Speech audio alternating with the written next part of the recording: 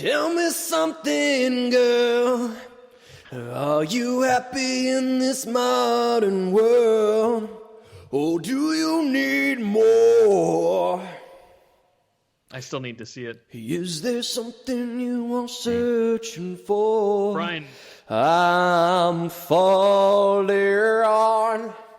In the good times I found myself calling for change. I want deep and watches the diving. I never leave the ground. Pop-O-Holics.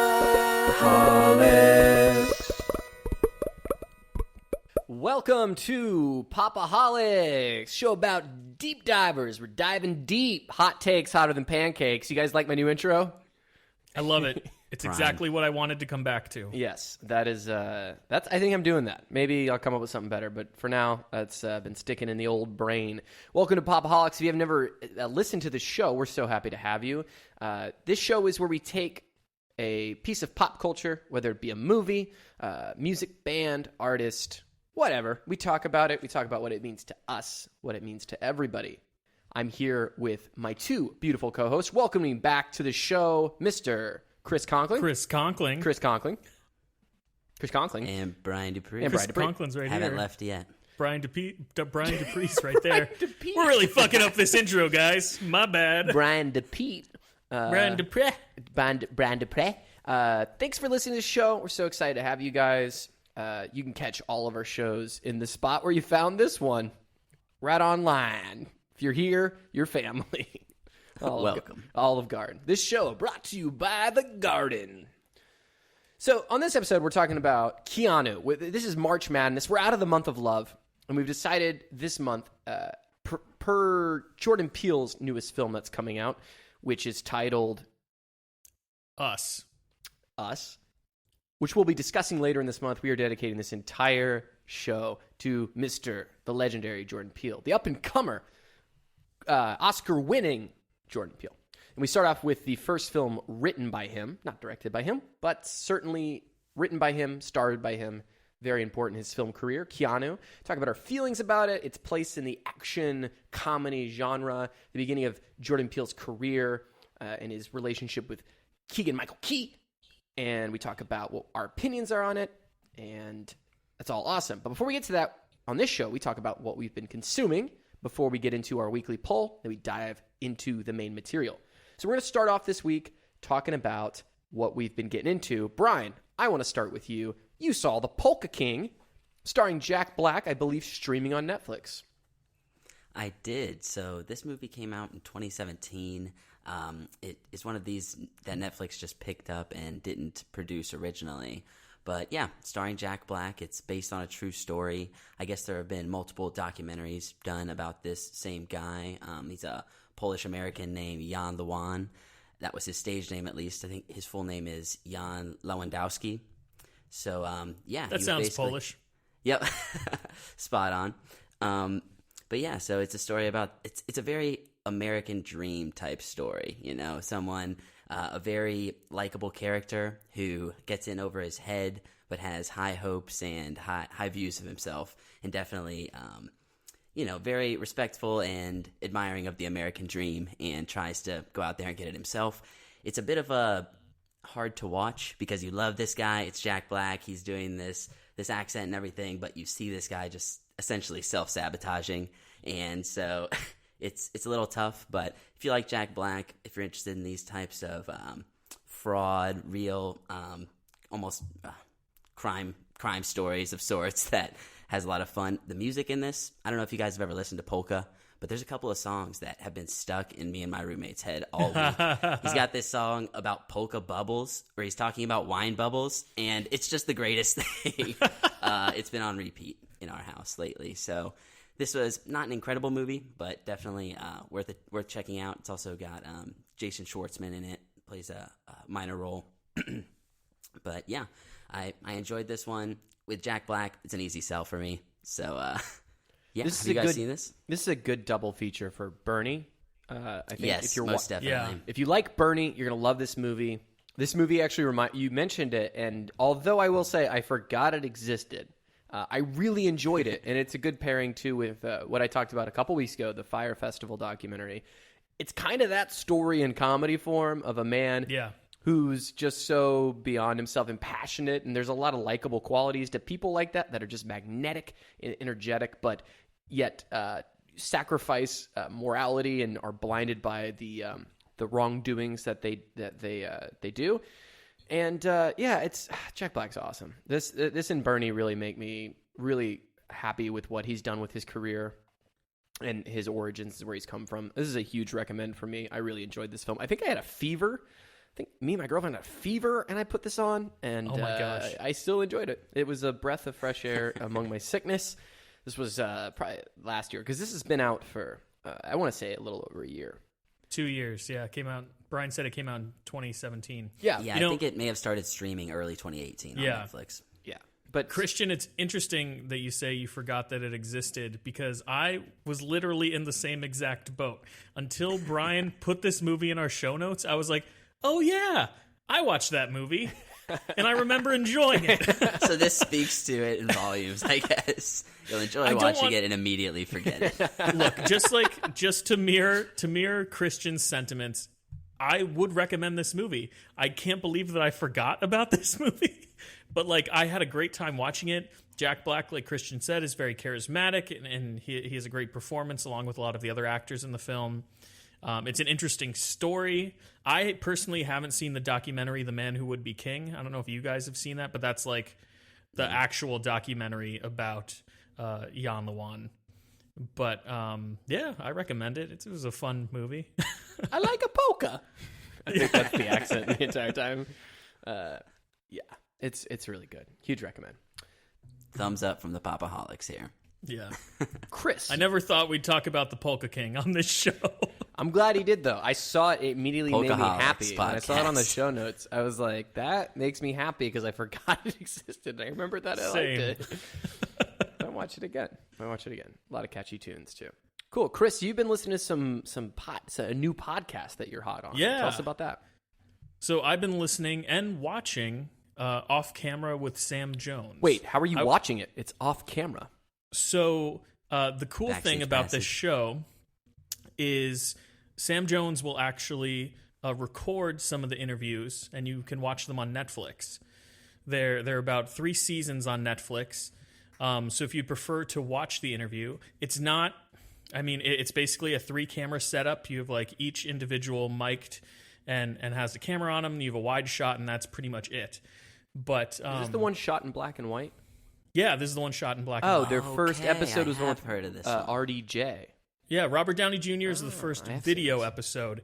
He actually has about 180 episodes in the podcast, though. So there are a lot of guests that he's had on that weren't filmed when he did the interview. But it's a really interesting show, especially if you like listening to actors talk about their careers and getting some behind-the-scenes information, a little bit of backstory behind their roles and stuff like that. And it's not only actors, he also interviews musicians and athletes. So it's a really good mix. They're episodes for everybody. I highly, highly recommend it. It kind of, in my opinion, takes the place, at least when he's interviewing actors, of Inside the Actor's Studio. If you guys have ever seen that show, it's very similar. Okay. Do you feel like there's a particular episode that's a good starting point that you really liked? Honestly, I'm a huge RDJ fan. Okay. So starting with episode 1, sure, you're golden. I recently watched this week with my mother. She was in town staying with us for a bit. We watched the John Krasinski episode, which was great. And the Martin Short episode is also really good. But, I mean, I recommend... He's a great interviewer. He gets a lot of interesting information out of his guests, which is super important when you're hosting something. So, highly, highly recommend. It's so interesting that you mentioned the Netflix aspect, because I remember seeing this on Netflix and watching the RDJ episode, and I was 45 minutes in. I was like, this is a podcast that he put on TV, and I was so excited, and that was a really good episode. For some reason, I just never picked it up. Maybe I just forgot about that the content was available. But you had recommended this earlier this week, and I'd listened to the Bo Burnham and Bill Hader, huge idols, and I'm big fans of them. And it's crazy. It starts off and it's like, I don't know what aphrodisiac he's giving to people, but they are immediately just opening up on a really personal level. So I don't know if he's super well connected within the industry. Must be. I think he is. Must I think be. he's actually friends or at least acquainted with a lot of the guests that he has on the show. I wasn't too familiar with Sam Jones prior to the podcast, but apparently he's a very well-known photographer, and he's also directed some films, some commercials, stuff like that. So I think he is pretty well connected within the industry.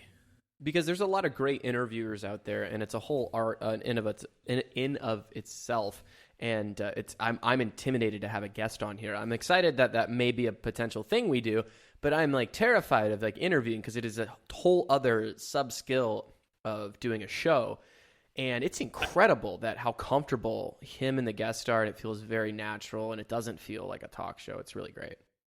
I think you'll be great. And once we do have a guest, if Brian and I are also on the episode, we'll be able to help like fill the dead air and stuff if there is any. So I think you'll be a fantastic interviewer. Yeah, we'll see. Well, the proof will be in the pudding.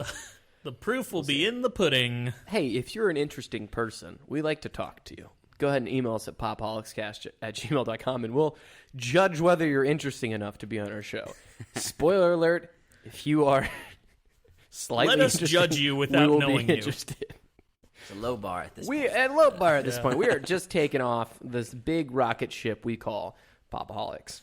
Very cool. This week on Pop-O-Holics, we have special guest Jeff from McDonald's. Guys, can you believe that he's a manager? Guys, let's not belittle people that work at McDonald's. I think no, it's a noble profession. Can I tell you that I love good McDonald's? Like a good McDonald's is ambrosia. I know Brian doesn't do McDonald's anymore because he only likes vegetable material. It's for the best. I can get after some of those French fries though. Don't get me wrong. You know, some of those quarter pounder juices are leaking in there. Just kidding. The fine management at McDonald's would never let that happen. So that is Off Camera with Sam Jones. It's a podcast. It's also a show on Netflix. Check it out. I have been playing a video game called Anthem. Do you guys know anything about Anthem? I've seen commercials and know that it is made by BioWare, which is a great production studio, but that is basically it. So, guys, and go ahead, Brian. No, same. I've heard of it. I've heard of the hype, but never played. Oh, there's hype. There's a hype machine. This could be. I think I'm going to do a side episode. I want to start doing bonus episodes. I'm taking this podcast to put it out there that I need to make myself get more involved in some deeper context to some of the consumption stuff. Anthem is supposed to be BioWare's return to glory. This video game they've been working on since before Mass Effect Andromeda, which was a huge flop. They let that off to their Canadian studio to try to do that while they made this new IP. And this game is ambitious and it's fun, but man, it is a hard pill to swallow. There's so many things right and so many things wrong, and it is it's the state of gaming as a thing. The game is unfinished in its state. It's so many unplayable parts of it, so many why did they do this questions, so many proof of concept things. But the game is so insanely fun to play. You're essentially Iron Man. You're in a squad of people, and you're flying around this gorgeous world. Everything looks badass. From the get-go, you're doing badass things, and you feel great. And then there's, loading screens that are way too long, and the story doesn't gel, and it doesn't make sense while you're playing with friends, and it feels like they didn't say, when you're playing this game, this is what's going to happen, and this is how we're going to get there very well. It feels like there was 8 different teams doing varying degrees of good work, and then 3 months ago, they came together and said, well, this has to be a game in 3 months. This thing could have spent some more time in the oven. I'm still enjoying it as much as you can. It's a testament to how fun it is that I'm still playing it because there's insane amount of problems. It disconnects when I play. Missions don't start sometimes. I get kicked out of the game. It freezes your entire PlayStation. It's the only game I play that locks down your entire PlayStation and hard reboots the entire system. It is crazy this thing was released when it was. That's kind of unacceptable. It's but it's also fun, which sucks. It's the weirdest thing, and it's, again, a testament to how good it is that it's fun. But I might have to go a little bit more into this and may need an update, because these kind of games as service evolve over time. And the best thing I can say is a friend of this show, Zach Nollinger, put it this way. They put out an alpha title. It's in alpha right now, and they released it, and I paid for the premium $80 edition, and at a certain point, it's kind of unacceptable for me to have put $80 in, and, you know, I play for 2 hours of my hard-earned money, my time away from work and stuff, and I have to deal with losing 30 minutes of progress because a server crashes or something. It's really a hard thing to swallow, and I want BioWare to succeed, and they do so many good things well. They've made some of my favorite games ever, so I have so many conflicted feelings. I hope it gets better. I'm just afraid EA is going to pull the plug, and we're going to lose that title for good. Well, that's a hard pill to swallow, man, because like you, I was a huge fan of BioWare in like the mid 2000s. I love all the Mass Effect games. I think they're some of the best games that have ever been made. But when I sat down to play Mass Effect Andromeda with all the glitches that I experienced, I ended up selling the game after playing it for like 3 hours. And I understand a lot of game studios do this nowadays, where like they'll release an unfinished game and then fix it with patches. But when games are so expensive, like regardless of how fans are going to feel, if you say, you know what, guys, we kind of need a couple more months to make this the best game it can be. We apologize, but we're really doing it so you can have the best experience possible once the game comes out. I think BioWare and other studios really need to take a page out of Nintendo's book. Because Nintendo, I don't know if you guys have been keeping up with the Metroid. They scrapped a project. They scrapped the whole game. Really? Yep. They scrapped the whole game, released a very apologetic announcement to the fans, and the fans responded actually much better than expected, because Nintendo's out there saying, we want you guys to have the best experience possible. Just be a little bit patient, and once you play the game, we promise it'll be worth it. So I'm glad you're having fun with it, but I think that's totally unacceptable to pay $60 for an alpha game. Like, yeah, they need to get their stuff together. It's politics, and this is a hugely hyped and advertised game. And so there's a lot of moving parts with these type of experiences, and the amount of money. I mean, there's so much money that went into this thing. It's just, I want BioWare to be great, and I want to enjoy their games. And me too. I'm actively playing this game being like, why are you making it so hard for me to enjoy this? Like, it shouldn't be, why do I feel like I have to defend you? And like, this game is getting crapped on, and it makes me sad for all there's so much good work that went into this. It's literally just top-down management that failed to deliver this game at a good time when it was ready. But, well, hopefully all I have to say is, like, I want to be a fan of BioWare just like you. I'm not in the boat where I'm going to spend the money to get it when it still has bugs, but I'm hoping that eventually, one game down the line, they'll release a finished product that gets great reviews from the get-go, and then I'll be able to jump back on board. Because I really do. I think they're a good production company. They've made great games. I want them to succeed as well. But it's a shame. That's a shame. Yeah, essentially the game right now, if you've ever played the Mass Effect multiplayer, it's essentially that on speed with game-breaking bugs. See, that sounds awesome, minus the bugs. Yeah, exactly. But my advice to you would be like, wait, what happens? I mean, if you're really passionate, put your money into it so that the game gets better for me, you know? But, there you go. And honestly, with your money, it's not $60 title right now. If in 3 months it's $10, pick it up. You'll have a great time for $10. All the server shit should be fixed. Yikes. Have fun with it, and that's maybe a huge difference, though. $60 to $10. Yeah, maybe it'll be dead by that time. But if you can grab on while it's cheap and it's still live, I think you'll enjoy it. But it's not $60 right now, which is just depressing. That game, Apex Legends, was free, and it's so solid. It's insane, and it's same publisher. But anyway, this is, after a 10-minute conversation, this is why I might go a little deeper into this. But I also saw Star is Born. That's a movie directed by Bradley Cooper. Won some awards recently. Guys, this movie's better than it has any right to be. You should go watch it. It's as someone who's made not a living off being a musician, but certainly been a musician and done it for money. I can't say that much. It's unrealistic with how it portrays how someone would write a song and collaborate and grow in success. However, I think it speaks to greater truths, and I think as cheesy and as Hollywood as it is a really great film, start to finish. So, and Lady Gaga is incredible. They do this thing where they're close on everybody's performances, and it's very intimate despite them playing arenas, and that all works very well. Everybody's on board making this thing work together. So, yeah, I can't say no. Her performance is Pentecostal. It's the only word I can think of. She's so emotional, so emotive. So many scenes are just her face and her singing, and you're completely sold. There's no doubt about it. It's fantastic. I got to see it. Brian, have you got a chance to see this?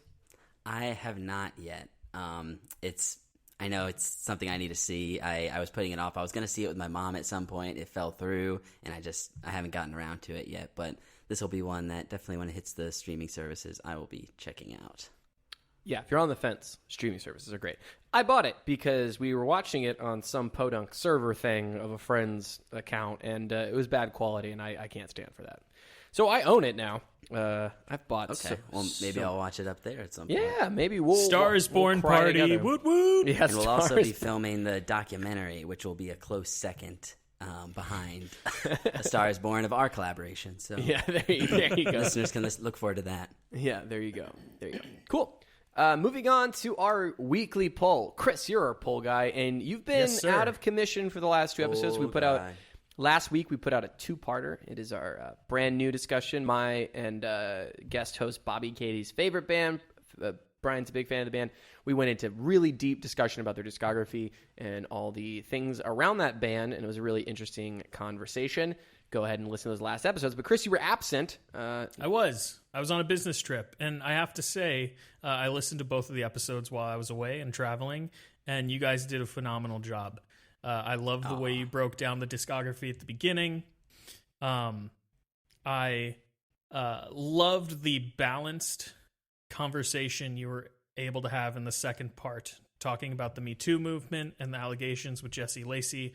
I feel like the three of you actually did a very, very good job of keeping the conversation, balanced is the best word that I could use to describe it. You're all very logical, and not a lot of emotion came into the conversation. So I applaud you guys for handling a very challenging topic. Thanks, man. It was a bit nerve-wracking, honestly. Yeah, it was. Oh, I'm sure. It's one of those conversations. We put this podcast out for people to listen to, and it's one of those conversations that's so easy to have with like a friend and like people that you know and family members. And it gets rowdy sometimes, but you're not putting it out into permanent digestion, right? And so those conversations are really weighty, and being on this podcast makes that extra layer of challenge with navigating it. And Brian, I just want to say thank you for your perspective. And same to you, it's a conversation we need to keep having about these kind of things. And I listened back to it and I was like, you're an idiot and you're wrong about everything. But I appreciate that sentiment. But people can always email their opinions and what they think about those type of conversations. And yeah, it was hard. It wasn't easy. That was the least fun I've had on this podcast. But I think, oh man, yeah. I mean, it's not a fun combo. But go back and listen to it and give us your opinions and what you think of it. You guys, you did a great job. And you're right. It's super important to have that conversation, especially as men. It's important that we are progressing and holding ourselves responsible and moving forward into the future. So we just can no longer be complacent, right? Absolutely. 100% agree. Anyway, we had a transitions are fun. We had a poll time. Double down. Since we had a 2-part episode over the last 2 weeks, we didn't get a chance to talk about a poll from 2 weeks ago. So we're actually going to go over 2 different polls this week. The first being from part 1 of our brand new episode, and we asked all of you loyal listeners which band you think is a better band. And there's a little bit of beef between these 2 bands. We asked, which band is better, Brand New or Taking Back Sunday? And thank you to the 18 people who voted in the poll. It's 72% Brand New to 28% Taking Back Sunday. I kind of figured this was going to be the results. Turns out that our listeners certainly can separate art from the artist. Yes. Apparently. I would say that Brand New is They are the better band. They are. It's hard to argue. I would agree. I did like Taking Back Sunday a lot when I was in high school, and I listened to both of them equally, I would say. But yeah, I think Brand New's better. Definitely.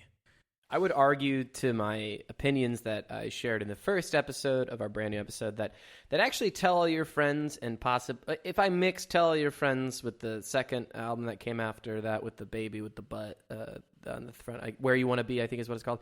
Those two albums together, I think, are better than Deja and Tendu, to much disagreement from a lot of people, as we'll see with our next poll. So I think there's a lot of good in early Taking Back Sunday. I just don't feel like they ever took the next step that Brand New did. And that's reflected. But I know a lot of people, the people that voted the other direction in this poll, that love Taking Back Sunday and think they're superior and enjoy the stylings of the TBS much more. And there's nothing wrong with that. No, not at all. You're wrong, but there's nothing wrong with that. You're incorrect in your musical tastes. We'll accept you. But you're entitled to your incorrect opinion. Brian, what are your thoughts on this? I actually don't know how you feel about Taking Back Sunday. So I actually have seen them at Next Big Thing back in the day. It's a local Tampa festival that 97X, the station here, puts on. So I had seen them. They're a band where I had pretty much only ever listened to the singles. I don't think I ever gave any of their albums top to bottom listens. So that pretty much says and as much as I can about Taking Back Sunday. I definitely like the singles. I thought their performances weren't particularly good, or their performance wasn't particularly good when I saw him.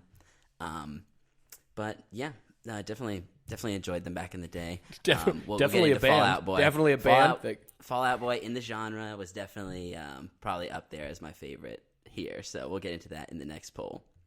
Chris, give us that next poll. You're so good at segues, Brian. I love it. Thank you for that. No problem. So this week's poll, for the second part of our Brand New episode, we asked you guys which album you thought was a better album, Deja and Tendu or From Under the Cork Tree. And just like with the 18 that voted in last week's poll, thank you very much to the 10 people that voted in this week's poll. I got to tell you guys, Deja and Tendu was the winner, 60% to 40%, but I vehemently disagree that it is a better album than From Under the Cork Tree. From Under the Cork Tree was one of those albums when I was in high school, like Christian listening to Brand New on his commute from home to school. That album was on repeat in my car for like 2 to 3 years, almost the entirety of high school. But what's your opinion? What do you think, Christian? This album actually was on repeat. This was actually harder than I thought it would be. And obviously, we know how I voted. But this was harder for me than the listener might think, because I actually had this album on repeat while I binge played World of Warcraft, which doesn't sound like it goes with sword and sorcery. But I countlessly... I can see that. I remember running VC with my buds to... You can see, and being like into... what I was listening to. That's a really great, fun album, and it's certainly much more fun than Deja. Deja is just a much smarter, more poetic, artistically driven record, so I could never go against my Brand New. However, I feel ya. As far as Fall Out Boy records go, it's definitely the best one. Low qualifications there. And they both have fun. Both albums are guilty of having obscenely long names for titles. Yes, definitely. They do that. They have that in similarity. Yeah. Fall Out Boy is one of those bands for me that I've followed since the very beginning, even before they were ultra mainstream. And that sounds super hipster and douchey of me to say, but it could still be true. I think I would. My relationship with Fall Out Boy is akin to Christian's relationship with Brand New. I would say those two things are equal to one another. But what are you going to do? Brian, what do you think about the results? Yeah, I'd say this album, I was not into them until this album came out. They had their big hit single off of this one, Sugar We're Going Down. And I think this was late middle school, early high school for me. And this is an album that immediately resonated with me. And even coming back to it in recent years, after not having listened to it for a while, I think the lyrics on this album are ridiculously smart and insightful into the lifestyle that pop stars lead. And it's got a self-awareness to it that I really appreciate. And I look back and I'm like, wow, okay, I didn't even realize what they were saying back then, but it resonated with me on some level. Because it was hard to understand him when he was like, I'm not going to argue with you that Patrick Stump is difficult to understand sometimes.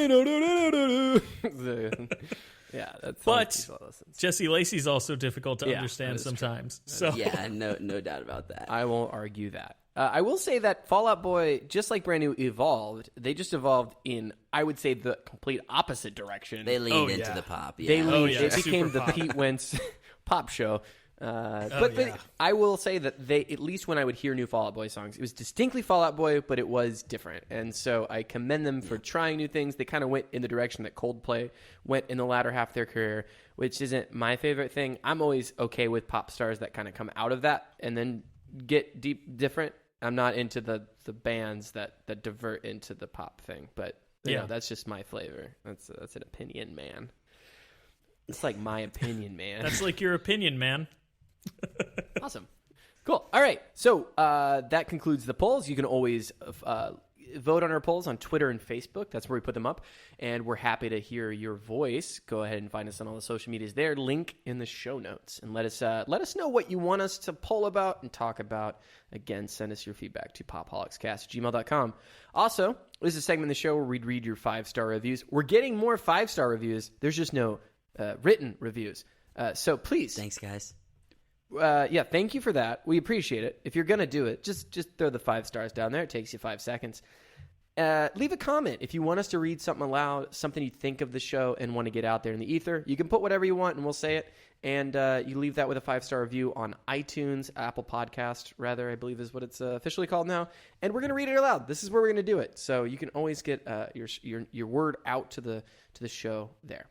Cool. When we come back after the break, we're going to be diving into the main topic, which is Keanu. We'll see you when we come back on Pop-O-Holics. And we're back. Back on the show. The Pop-O-Holics show. Talking about Keanu. That almost rhymed. Slant rhyme. Keanu. We're talking about Keanu. How are you? How you doing? Nothing makes sense anymore. Are you okay? Maisie broke up with me.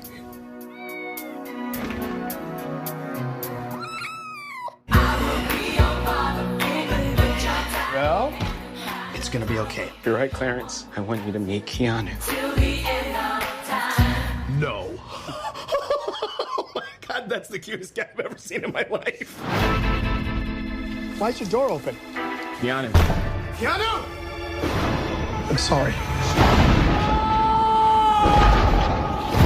Oh, what's up, bro? I'm here because my place got broken into. Has anyone shady come by? Yeah, that's right. This week we're starting off March Madness, as we're calling it. It's a very unique title that we come up with, talking about all of Jordan Peele's work leading up to his new film, Us. Keanu. I love you went through his entire filmography in one word. Keanu.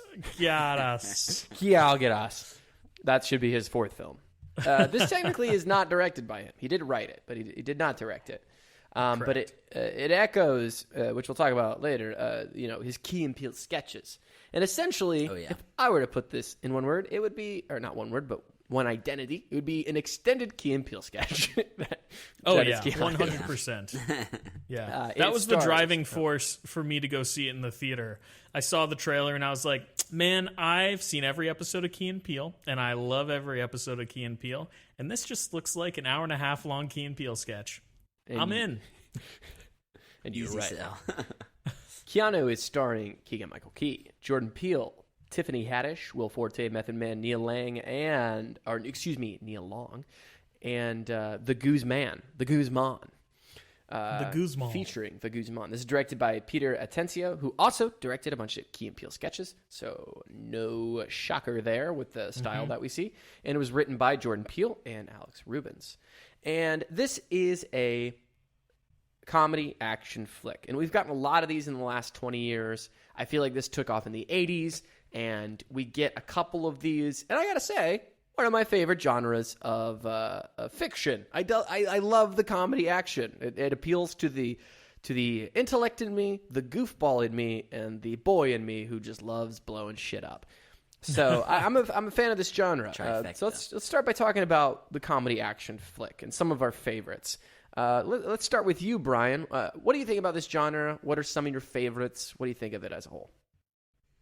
So, yeah, growing up, I feel like this was a genre that my dad was really into, and I've talked a lot on the pod about being introduced to a lot of movies through my dad. So I grew up watching stuff like Ghostbusters, something more modern, the Rush Hour series.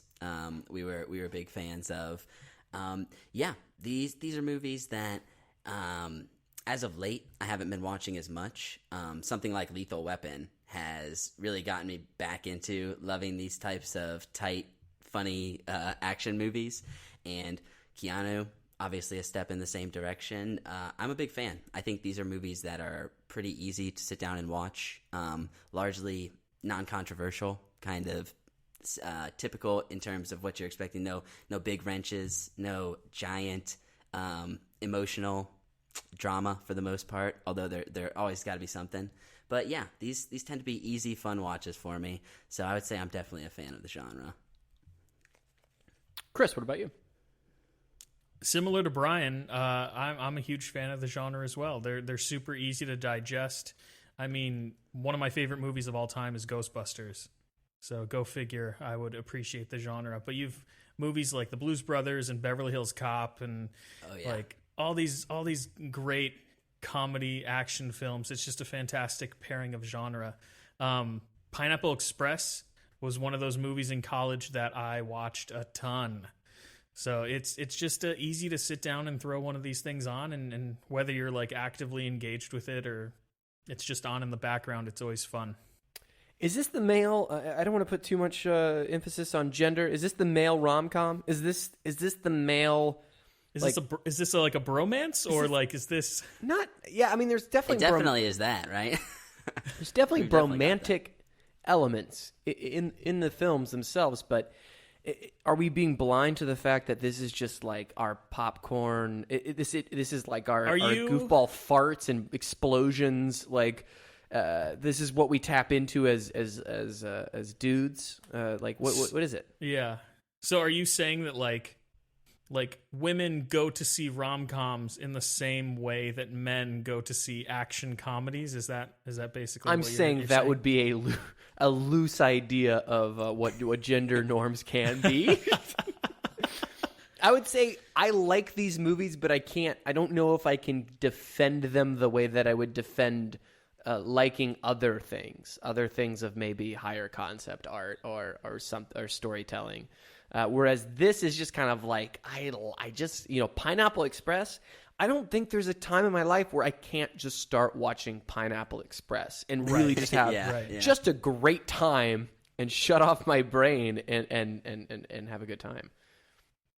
Have you guys noticed that there are fewer action comedy movies coming out now than, say, like 10 years ago?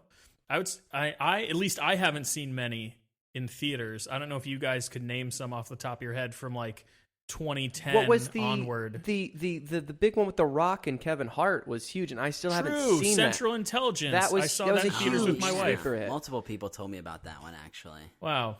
I think, man, why are these I think Central these Intelligence was a great film, but I completely forgot about it. The Other Guys. I enjoyed The Other Guys as well. Oh, so good. Oh, my favorite. I love that movie. But I would say, to your point, maybe mainstream Hollywood is trending towards that like 12 to 14-year-old age group these days, and maybe those movies aren't really what's selling as much. But yeah, as we said, there's still stuff being made. I think it's a weird budget, because to do a good action film, obviously you've got to have a little money, and so, like this movie that we watched, probably what we'll get to in the opinions later, could have used more action. It honestly, I think, delivers on the comedy, maybe lacking on the action, right? And I think the problem is, like this movie that we're talking about, Keanu, was made for $15 million. And watching it, that's and knowing 3% about the film industry is insanely impressive that they put out the quality they did with just $15 million. Yeah, that's crazy. Whereas something like in Central Intelligence is probably more along the budget of 30 to 50 million. I mean, paying The Rock was probably half the budget. Dude, not even just The Rock, but Kevin Hart as well. Yeah, like, they're both giant. Yeah. Well, one of them's giant. Oh, yes. But you know, it's this weird budget thing where studios aren't willing to risk this mid-tier. It's like they're either putting $800 million into something or they're putting $5 million into. There's no room for this middle ground. I think action comedies fit this really nice niche, like $50 million to $150 million on the very upper end thing that is just a risky gambit for a lot of studios. Where this was put out for 15, it made 20. So it's a $5 million gain. That's 25% gain, or if I'm doing the math, 33% gain, or whatever the math is. But Brian, you're a math guy. You're a fact math guy. Well, from what I understand, I think you tend to have to make nearly like 200% budget for studios to consider it a success. It seems just because they're so risky. Everything. Yeah, Exactly. So but I that's think still solid. I think that the genre is just in a weird place budgetarily, you know. And it's a hard thing to do because I think you do have to mix the levels of comedy versus action. And how do you do that well? In some of your favorite films, guys, what have been the ways that you think comedy has blended really well with like action? Well, at least for Ghostbusters, I would say that first and foremost that movie is a comedy. And the action is just kind of supplementary. So I think when you're blending the genre, kind of like what we were talking about when we were talking about romantic comedies, when you're writing the script, you have to decide which genre is this movie going to lean more into, right? Like, are we trying to get laughs, or are we trying to build action set pieces? So in the case of Ghostbusters, definitely primarily a comedy, action supplementary, but there's still some decent action sequences for that time period, 1984, I think. And I would say that movie almost goes into horror territory. In horror as well. Definitely scary stuff in it. Yeah. In fact, I would probably say that it's comedy horror more so than comedy action. So it's like comedy horror action, but yeah, I think you have to lean into one or the other, and then go from there. Yeah, so something like I brought up Rush Hour. I feel like it does a good job of building up these huge action set pieces, and obviously Jackie Chan. It's hard to go wrong with anything that he's around in terms of fighting choreography. So yeah, I feel like I tend to enjoy the ones that lean into the comedy more so. Personally, I don't know how you guys feel, but I can appreciate some good just popcorn action as well. Well, I think I'm seeing a trend. I think your two leads really help assist in the digestion of where you put the roles, and maybe it's too formulaic and cookie cutter, but I think back to one of my favorite action comedies, which is total, like, I'm gonna be a dad watching this movie, and my kids are gonna go, that's a dad movie. That's a movie Dad likes. And I'll be like, how do you not find this great? But is The Rundown. Oh, with, yes. Oh my gosh. Which is The Rock. Old school Rock. Sean William Scott. Sean William Scott and Chris The Rock. Walken. And Chris Walken. Oh my God. Christopher Walken. And I rewatched it recently, and it's becoming more of a dad movie because I'm seeing the cracks. It's not a great movie, but I do like the movie a lot, and it leans into the fact that The Rock is just genuinely badass, and then Sean William Scott's funny, and that's it. That's as simple as it is, and the thing plays. And I think when you start to mix the formula that you have, you start to have The Rock be a little funny. It's great. It's like, oh, unexpected. And Sean William Scott, it's a badass in a moment. And you start to blend those two together, and you use your two main leads to really mix the genre together. I think that's when it's really something special. And I think that's when we look back to, the stuff that we like about the genre. I think that's a highlight. Pineapple Express is a weird one because they're both like goofy. Yeah. I think it's really interesting that you bring that up because especially speaking to like the leads and how they intermingle and how that determines the genre. Because when you look at a movie like The Rundown, you have a comedian and you have an action star. So that movie seems pretty balanced.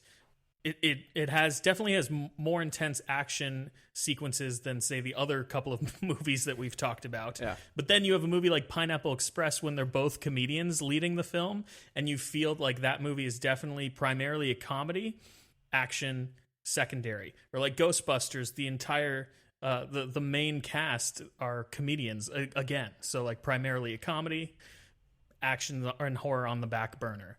So I think you're onto something, Christian, that the two leads really do determine like how well the genres balance themselves. No, yeah, I totally agree. I feel like the leads definitely play a huge role, and that's something that, getting into Keanu, that their relationship, having seen them so much on Key and Peele, I feel like that definitely affected my viewing of this movie. Don't want to get too much into it at this point, but yeah, definitely agree that if it's all kind of secondary to that relationship of the leads. Well, I think improv plays a lot into how our leads go forward, and we talked about someone being like the action star versus the comedian, or a bunch of comedians improving. But I do think there's a balance to it, and it's something that we'll talk about when we get more into Keanu specifically. But how much improv do you guys like in these types of movies or comedies as a whole, where you can tell the characters? And when I say improv, I mean they're shooting these movies and the characters are riffing with each other for multiple takes, and you're watching it and you can tell by the take that they have just been riffing 800 things in that day, and you are seeing their favorite thing from it. Based on my personal tastes when it comes to these movies, I don't mind improv at all. I feel like if you have two very talented comedians in front of the camera, it's almost to the film's detriment if you don't let them flex their comedic muscles with one another. Because day of, chances are they're going to come up with something that might be way better than what was written down in the script. So I'm all for having a ton of improv, at least when you're working with professional comedians. I can't speak to how well The Rock can improv. I know that he has some pretty solid comedic chops, especially since he starred in The Rundown. So he might be really good, but yeah, when you have two professional comedians, you should just let it roll, in my opinion. Yeah, I definitely agree with that.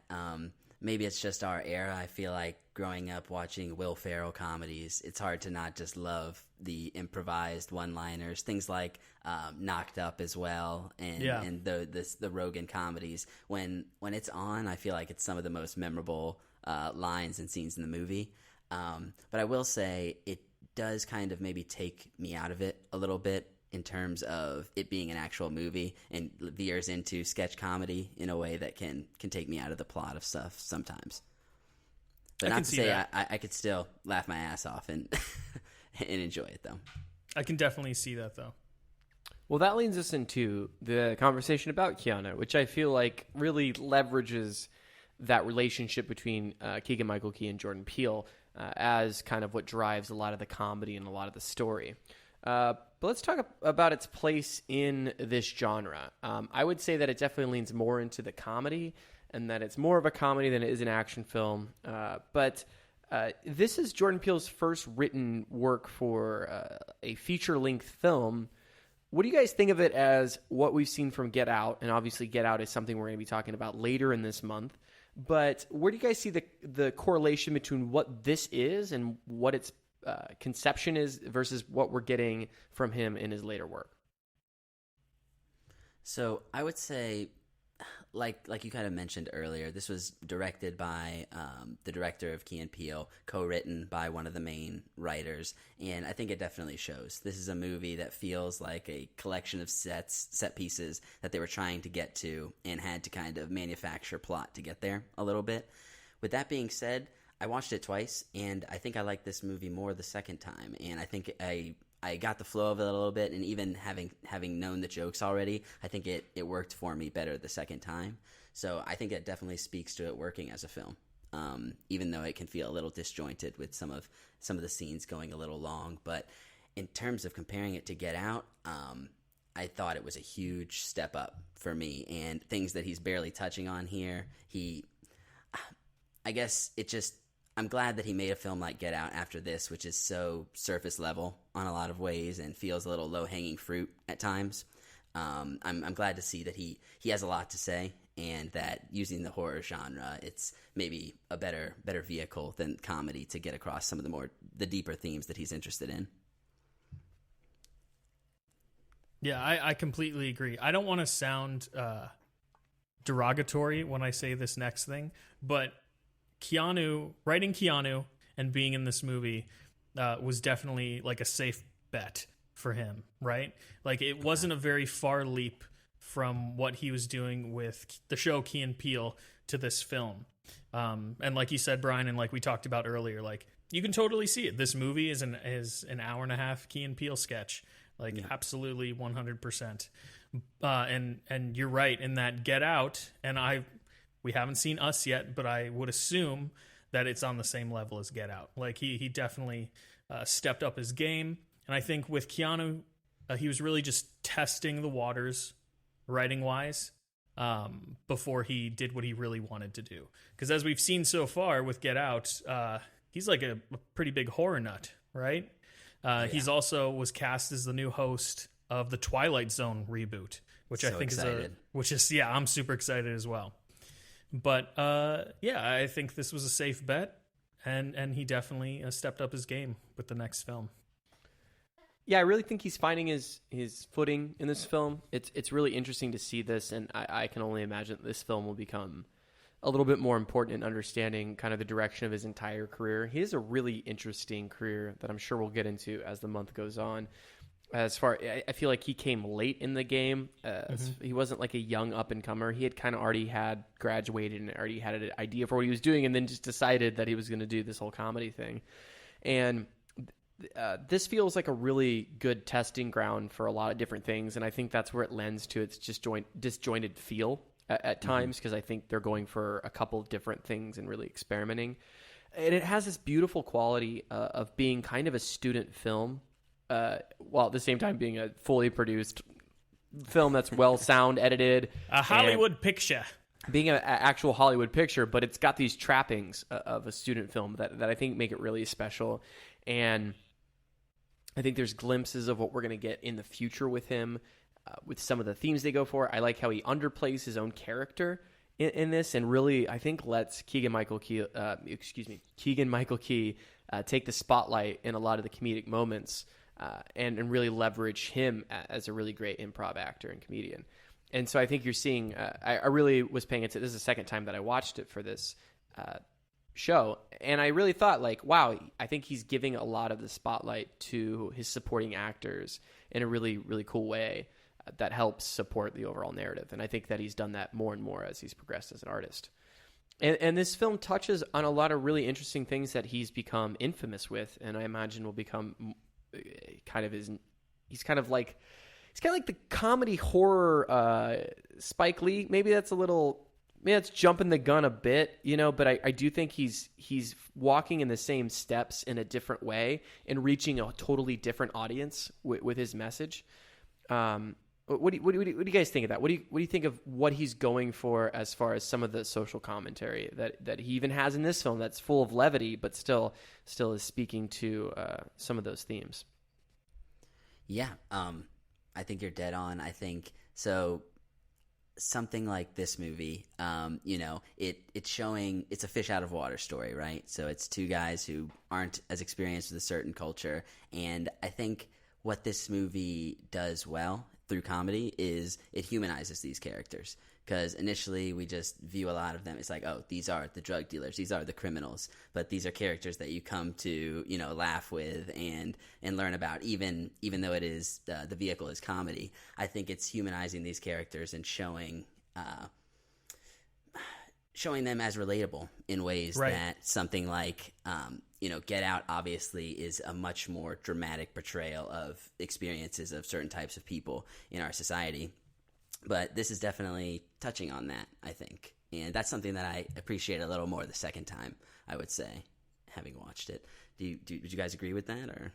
Yeah, completely. I definitely agree with what both of you guys have said.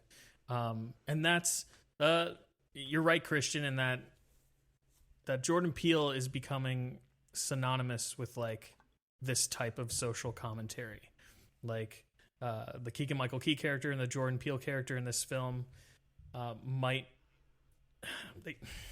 do I say this? They're played against stereotype. Yes, it's like there are some characters who are played to stereotype, and they're definitely trying to, like I said, fish out of water story. You know, it's like people who could be from the same background, but who have completely different experiences, and it definitely shows. And there's compensation there. I know we're going to get into code switching maybe a little later. Christian and I had talked about it. Right. And I'm actually unfamiliar with that term, so I'm excited to hear what you guys have to say about it. But like, it's kind of a two-way street in this film as well, because not only are their characters entering a world in which they're unfamiliar with, but the drug dealers that they end up hanging out with and kind of teaching over the course of the film also kind of start to tread into like their world, like starting to listen to George Michael and learning how to communicate and talk to one another and gain a better understanding of like what their business model is and how to succeed. There's some fantastic moments in this movie, but it's definitely like a two-way street where you can see that the two parties are slowly bridging that gap, if that makes sense. Yeah, the perceived differences are shrinking over time for sure. Yeah, exactly. That whole team improvement element that I love that so much. They're communicating. Well, we're kind of dancing around, but the idea, if you haven't seen the movie and you're listening to this, by the way, spoiler alert for Keanu. That's not a movie that I think that is terribly destroyed by spoiling. You should watch it if you're interested. But the idea of the movie that it wrestles with within this comedy movie is the idea of like black identity and black culture and people interacting with different members of the black community and feeling like that the way that Jordan Peele walks after a certain point in this movie to encompass black identity. And I really feel like the writers are kind of struggling with what that means and what the importance of that is, and how do you in something that isn't as serious as Sorry to Bother You, which I think deals with it a little more directly in a more, as much as that film is also kind of a satire and has comedic elements. That movie's a little more heavy-handed with its messaging. This movie's very light in it, and it's very accessible, I would say is a really great word for it.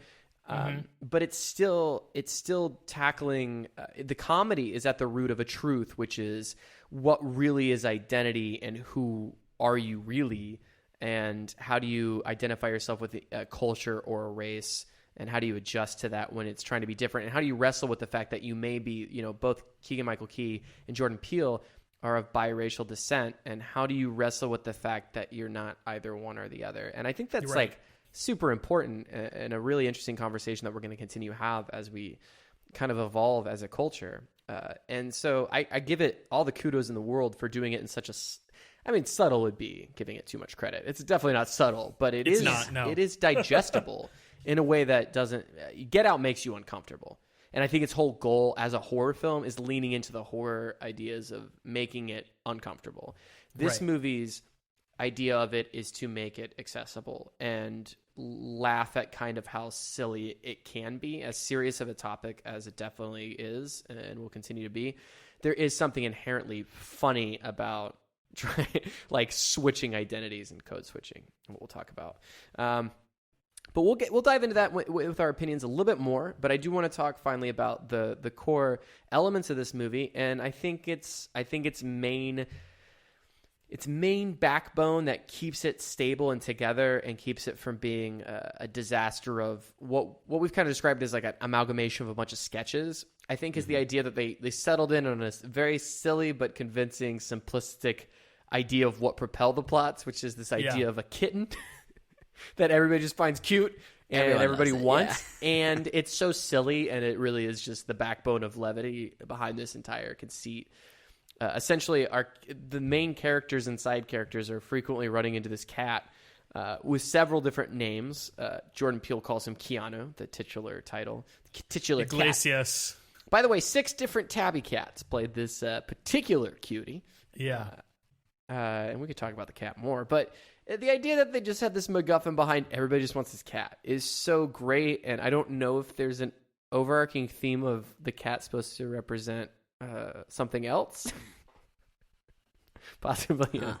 I Just say haven't it. thought too much Just about say it, it, but throw it Christian. out there. Let's hear it. Everybody's trying to get pussy. Oh, there it is. I knew that's what you were gonna say. All the I male just wanted to hear you characters say it. are infatuated with the cat, which represents the actual dominating cuteness, which is females. Maybe. I don't know. Maybe they're going for that. I'm not sure. But the idea that the characters are really one-dimensional besides our main characters, which have a little bit of depth, and one of the other side characters, the love interest of Jordan Peele's character. Yeah. Other than that, every character is just playing their role, and they play it to a T, and I think that works really. What did you guys think is the structure of this movie? And what do you guys think of my pussy theory?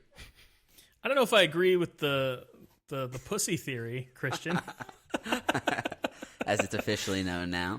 but I definitely think the using the cat as this MacGuffin, like you said, ties everything together in a really clean cut way.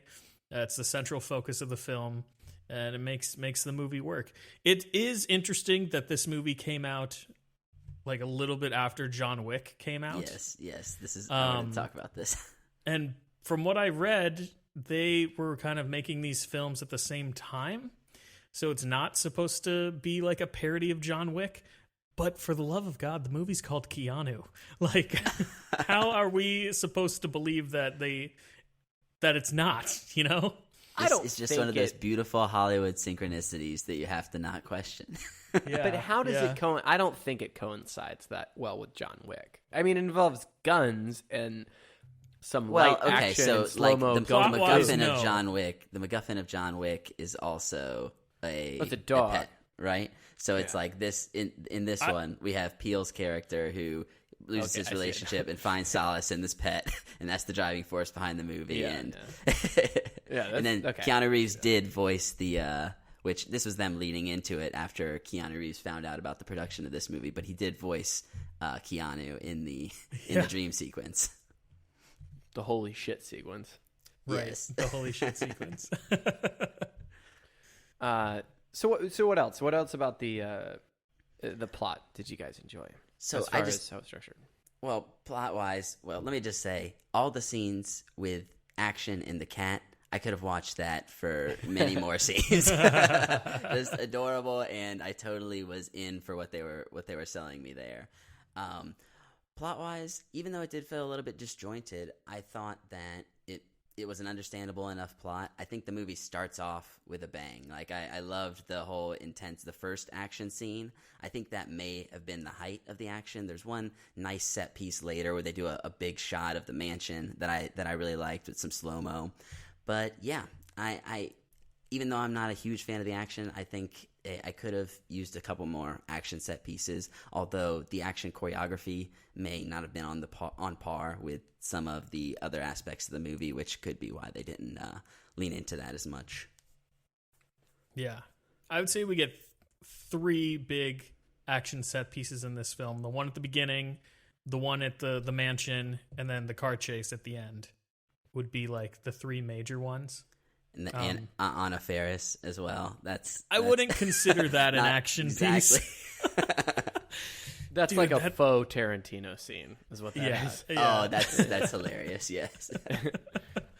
That scene is so crazy. I remember when I saw it for the first time in theaters and I realized that she was playing herself. I was just like, this Brilliant. is absolutely insane. It's we the hire moment actors for where this stuff all the time. It's the moment where Jordan Peele's character goes like, "I loved you" in Lost in Translation or whatever. No, he's like, I loved you in what was it? Oh fuck, I forgot the name. Playboy Bunny or Bunny? Oh, the House Bunny. House Bunny. It was House Bunny. Yeah, I loved you in House Bunny and Lost in Translation. Yeah. And you were like, "Oh, she's playing herself." That's funny. Yeah. Yeah, I think it works better than it has any right to. And as much, I love doing this. I love giving. You know what I give the fans of this show? I give them a double feature. Whenever we talk about something, I say, "Hey, this movie is best paired with a nice white Zinfandel." This movie, especially when you mentioned the set piece at the mansion, this movie I think would go great with Casa de Mi Padre. I love that movie, and it feels like it's in the same silly vein. And it's that film's more of a Wes Anderson parody, but there's a special place in my heart for that movie. Will Ferrell starring in a Spanish only. Yeah. spaghetti western type movie. I think that movie has a lot of the same tonality and improv elements and stuff. So pair your Keanu watching with a little Casa de Mi Padre. Recommendation courtesy of your host at Pop-O-Holics. So let's get into as we're wrapping up. Let's share our opinions on this movie and what we thought about. We've mentioned a little bit about what's working, what we don't think's working, but I want to get into the personal beliefs, our personal affects from this movie. Chris, you mind if we start with you? Yeah, sure. I really like this movie, guys. I saw it once in theaters when it first came out. Watching it for this podcast was my second viewing, and funnily enough, like Brian, I enjoyed it more the second time around. I enjoyed it the first time, but I never thought I would end up coming back to it. And after seeing it the second time, this is definitely a movie that I would come back to a third time. I would watch it again. I think Keegan-Michael Key and Jordan Peele are some of the most talented comedians in the business right now, which is amazing considering that they came from Mad TV. But shade. Anyway, Not cool. It's inferior to SNL in almost every way. There's no shade. it is, in my opinion. Hot takes. But I really like Hot this takes, movie. hotter than pancakes. Pop-O-Holics. Fresh out the oven. I thoroughly enjoy watching them play both the Allen brothers, or the Allentown brothers, and their characters in this film. As the Allentown brothers, they are so ridiculous, and those characters are like straight out of the Key and Peele show. Like they are 100% characters that you would see in their sketch comedy show.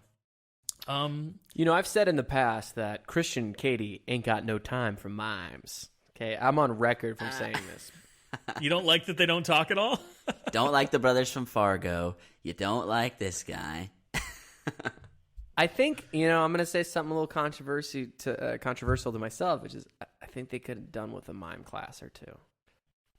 And I think they would have sold it better. Maybe. More Maybe mime they action. weren't. I don't think the Allentown brothers were meant to be mimes. I think they were meant to be like looming specters, like these silent assassins, right? Yeah, see, I got the Jason vibe from them, especially with the just like sitting up at the end kind of thing in the post-credits. Jason, if you mix Jason with the Boondock Saints, like you get the like Allentown brothers, the evil versions of the Boondock Saints. I can see that. I can definitely see that. Dude, the scene, I'm playing the Remember When game right now, but the scene in which, as the Allentown brother, Jordan Peele pulls out the necklace with all the fingers. Oh my God. He thinks it's And Keegan-Michael Key's like, oh my God, are those penises? Oh, no, they're just fingers. Okay. I was dying. That was Because I think like a couple scenes. I think a couple scenes earlier, Yes, he's the dick Jordan taker. Peele in the mansion of Anna Faris mentioned that he cut off multiple dicks. And he had just taken the story that the other woman had just told. Exactly. And He's like, I did too. And then the end of it, he says, "I'm the dick taker." but I think that's genius. Oh my God. Yes. It's genius because it's a callback to something he said earlier in the movie, and the secondary character that he's playing, the one that is supposed to be this crazy assassin, you think for a minute that he has cut off like multiple penises and turned them into a necklace. They definitely didn't make them look 100% like fingers. Right, There's a little bit of exactly. like, are those dicks? That was 100% intentional. Had to be. Brian, what are your overall opinions on this film? Well, in terms of the Remember When, Hot Party Vixens Strip Club, HPV, it's just a great gag. What an unfortunate name. That's It's unfortunate. perfect. But I will say, so Get Out, I've only seen it once, and I saw it in theaters, and you mentioned how it can definitely be uncomfortable viewing. I think the reason why I didn't enjoy this movie as much the first time was a level of discomfort with some of the way things were presented. I didn't know how to feel about some of it, I guess. It was a little bit like I didn't have a personal connection to this type of code switching. So just hearing this type of language used in an over-the-top way, even though, to be fair, I listen to hip-hop that uses similar language all the time. But in this context, for some reason, it was a little bit like, being a white person, it threw me a little bit. It was like, should I be laughing at this? Is this offensive to people in any way? So, but coming back to it, I think this movie stands up. Like you said, Chris, I would definitely come back to this movie. I just watched it twice in the past few days, and it's definitely one that I would show to people, and definitely for a nice, easy view for the most part. I'm a fan. I think it plays to a more universal. I really like. I think that's the element that's working the best, and I try not to look at it as too much of a. It may be to the detriment of how I should be looking at it, but I honestly don't see it as much of a racial question. It's more of like this. It plays to its own. Like the two main characters are black, and the idea of their code switching involves different types of black culture, and so it's definitely that's definitely what's happening. But I also felt it very personally in a way of how you need to be around other people and how you present yourself, and what's the idea of being a man, and what's the idea of being a real person who has real stories to tell, and has suffered for real. And I think that Brian, to pull a phrase that you're a fan of, gets to the heart of what these things really are, I've never said that. What these code switching things imply, which is this level of authenticity. I mean, obviously the characters are literally being inauthentic in the way it's that performative they are for sure. presenting themselves. And of course it's funny because like the scene when everything switches and they start going into these characters is this idea of Keegan-Michael Key's character saying that he'll never say the N-word, and that he's not using that word. In my experience, that's not how people speak. Yeah, exactly. And as soon as he's confronted with the conflict, he just immediately switch. And obviously you can't get away from the racial baggage of what the scene is saying. But even deeper than that, I do think that it plays into a larger thing that all humans go through, which is this idea of identity and who you are, and looking tough or looking the part and trying to really find yourself. And I think, to the movie's credit, Keegan-Michael Key's character at the end of the movie finds within himself what is real for him, which is him standing up to someone who's trying to sleep with his wife, right? And he's standing up to that offense in a very proper way that you would reply to that, which is, you can't do this. And obviously it's physical confrontation, which is very dramatic, and don't punch everybody in the face. But it is this idea of there's a balance between the idealistic version of you and what you think people want to think of you, and your insecurities and who you are. And I think, as silly as this movie is, and as much as it's not really playing into that, I do feel like there's a lot of that to get into, more than just a fun romp, And I was watching this movie the second time, really, really juggling a lot of these ideas. So I appreciate it for doing that. No, I definitely think you hit the nail on the head. I mean, we live in a world where we're forced to put on many masks, like we have digital masks in how we represent ourselves online and social media. Yeah, exactly. We have, masks for each individual relationship, as a husband, as a friend, as a son. We assign different meanings to all these things, and we're different people in each scenario with these different relationships. So I definitely agree with you, Christian. I think this movie does a good job of kind of touching on that, getting to the heart of the matter. This is my last episode on the podcast. Done with the roasts, and it's been great though, loyal listeners. I'm gonna shout out the multiple Future songs in this movie. Fuck Up Some Commas was playing when they walk into the strip club. Slow motion scenes, one of my favorite. Just great. Always down for a little bit of Future in my movie going. No, I think I know you guys are giant like trap music huge fans. Future so, head. Huge. To Future counter head. that, out for you. To counter that, I George love Michael. the use of George Michael songs in this movie. That scene where he takes the drug and he's tripping out, and he has that scene where he's dancing and doing the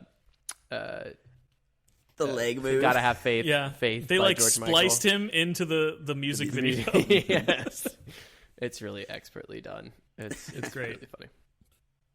Yeah, overall, I think it's a good watch. I do think there are better action comedies out there.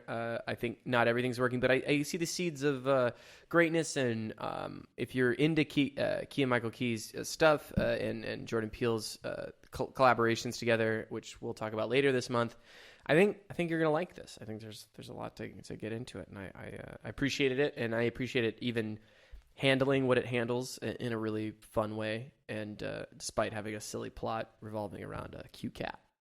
That cat was so adorable. I remember the first time I saw it in theaters. The joke at the end where Tiffany Haddish is like, "We went to the vet. I have some news. Keanu's gonna be a kitten forever." I lost it. I forgot that line was in it, and I'm laying next to my girlfriend in bed, and I go like, I was like, I really appreciate the fact that they just kept him a kitten after 6 months, because cats are like kittens for very little amount of time, Right? Very small amount of time. Then they're basically full size cats after like 3 months, and then that line was still. I'm like, oh, they were thinking it too. It all was playing into their joke. Awesome. So that's Keanu, and that's our thoughts of it. Go watch it and check out our other episodes of Pop-O-Holics and tell us what you think of that. Follow us on all the social medias. Guys, do you have anything else to say for this ep? It's like smoking crack with God. Oh, we didn't talk about Method Man. Method Man's amazing in this movie. That's true. He was very good. Oh my gosh. Yeah. Method Man of the Wu-Tang Clan, for those who are unfamiliar. Yeah, he was really great. I do think Will Forte is completely wasted in this movie. Oh, and they were like, hey, you want to do this movie? He's like, I'm available Tuesday. And they shot all of his shit Tuesday. And they got it in the wrap. And I was a little disappointed because I'm a big Will Forte fan. So I have to say that the Will Forte game has been stronger in other flicks. Cool. All right, guys. Thanks for listening. I hope everybody has a great week. Thanks for listening to Pop-O-Holics. Have a great week, guys. Consume consciously. Ba-da-da-da-da-da.